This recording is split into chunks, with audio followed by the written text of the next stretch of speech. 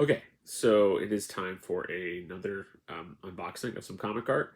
And if any collectors out there can relate to this, typically what I find is that things go in spurts. Like you get a couple pieces all at once, and then you get nothing for a while. And just the way that things kind of pop up and are available, it just always tends to go that way. So anyway, uh, I did pick up something during the Comic Art Live show this past weekend, and it was something that I wasn't really looking for a lot of things. I had my keyword searches, my want list keyword searches there to let me know if there's anything like on my radar, and something popped up from really one of my favorite artists out there. Now I grew up.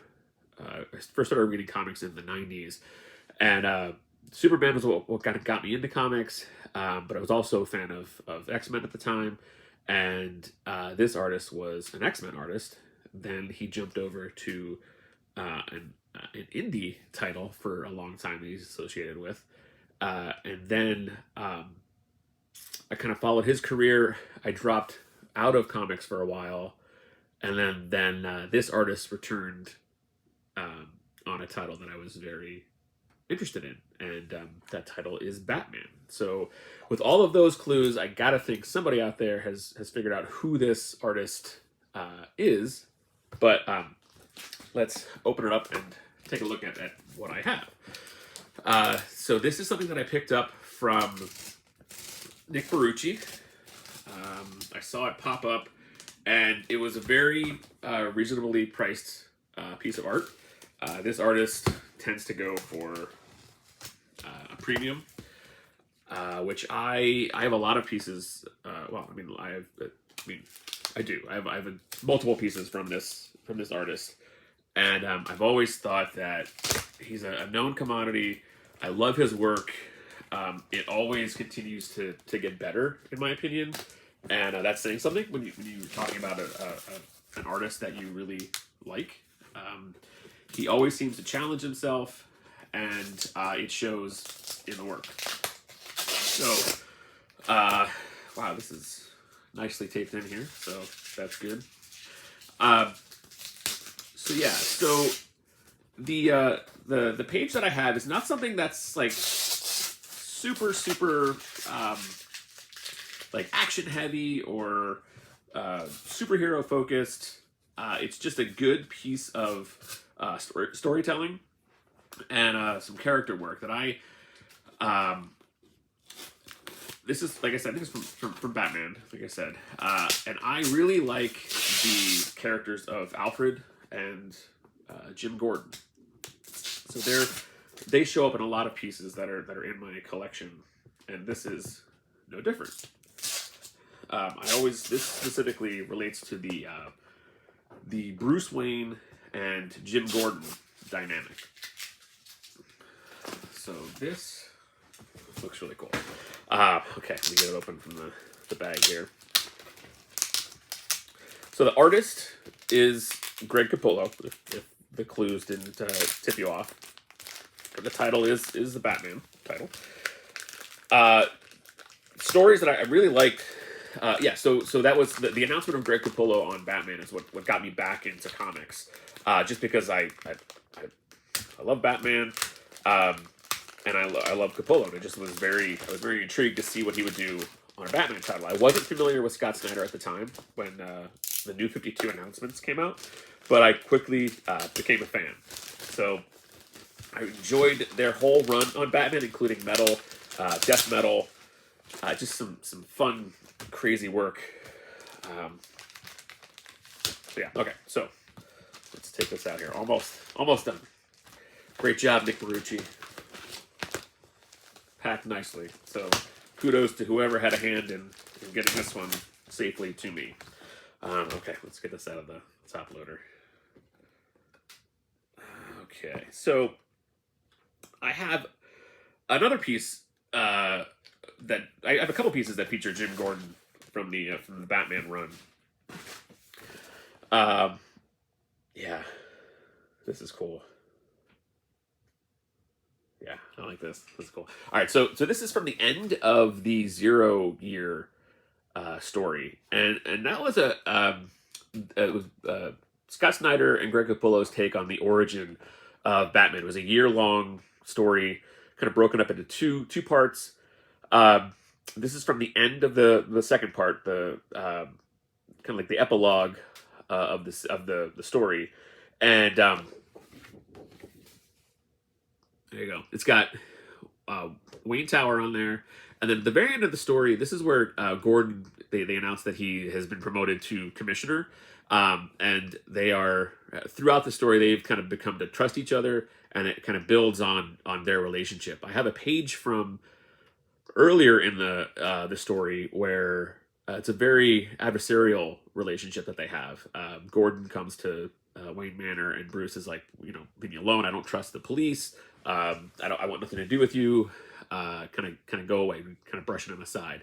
But over the course of the story, they work together. They rely on each other. And at the very end, it's like, hey, this is the partnership that they have formed. Even though obviously he has not really a clue that it's Batman, but Bruce has come to find an ally that he absolutely trusts. So this one I really like because in Gotham there's not that many landmark buildings. In Superman Metropolis you have the Daily Planet. There's Lex Tower. There's kind of multiple places and locations that always kind of pop up in those stories.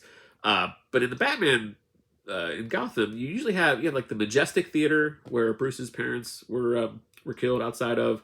You have Arkham Asylum, and then there's always Wayne Tower. So this is a version of Wayne Tower that stayed kind of consistent through most of the Scott Snyder run. It actually appears on page 1 of issue 1 of Batman, which actually it had those three landmark places on the cover to kind of set the tone of this is our Gotham, a new Gotham, and then they took it from there. But yeah, I love the fact that this is a nice kind of big shot of Wayne Tower. It's a character within the whole 10-year run of Scott Snyder and Greg Capullo on Batman. This one is inked by Miki, so the inks are right over the original pencils. But yeah, this is one that I am very excited to own.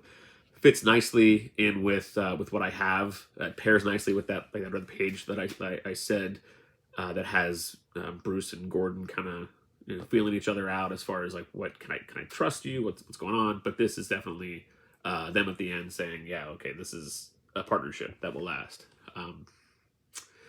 Yeah, you got Lucius Fox on there as well, and there's all kinds of fun. This is like at the end of Zero Year, the city's rebuilding, and it's just kind of showing that there's happiness. This is what kind of represented in the family here. The more optimistic look on Gotham after it had been kind of destroyed through the course of the 0 Year story. So now taking a closer look at the page, one thing that jumps out is I love the design of Wayne Tower that stays consistent through the run. But you have the kind of like those I don't know what you would call it as far as architecturally speaking, but I like the two wings on the top of the tower that kind of obviously to me it makes you think of Batman. So it kind of places it in that subtly places that or connects the characters of Bruce Wayne and Batman, which I really like. But I also like that just what this page is saying. Bruce Wayne is having a press conference, kind of saying that, hey, I'm gonna be involved in rebuilding Gotham. The story starts with him kind of disconnected from everything. So this asserts him into the role of someone who is Bruce Wayne is very much active in the city of Gotham, and yeah, so it's and then the key part is that panel of Gordon and Bruce shaking hands. It's just to symbolize that their relationship is solid, and it kind of sets them up for all of the adventures and cases to come. yeah, just the bottom, just the fact that it's a party, it's a celebration. Gotham is back, and the whole page, it does the text talks about how Gotham is always changing, and that this is the beginning of a new era. So yeah, there's a lot to love about this page, even though it seems very simple in what it has. It's not super action heavy, but uh, it's a great page of what Gotham is and what Gotham represents, and that is a common theme throughout all of Scott Snyder's writing for the Batman series. So there's my look at my latest acquisition to the collection. Uh, yeah, like I said, very happy to have this one. Represents the Gordon Bruce relationship, another piece to represent that. So yeah, always a win. So thanks again to Nick Brucci for making this one available, and thanks for watching.